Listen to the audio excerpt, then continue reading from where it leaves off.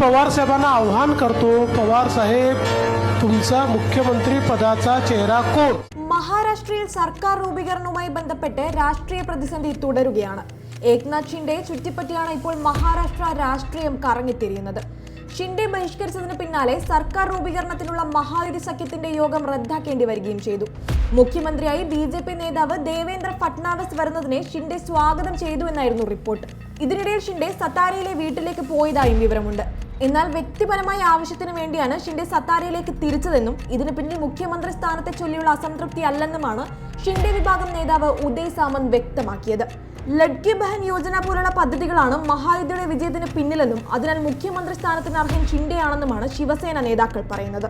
അതേസമയം ആഭ്യന്തര വകുപ്പിന്റെ ചുമതലയോടെ ഉപമുഖ്യമന്ത്രി പദത്തിലിരിക്കാനാണ് ഷിൻഡെ ആഗ്രഹിക്കുന്നത്.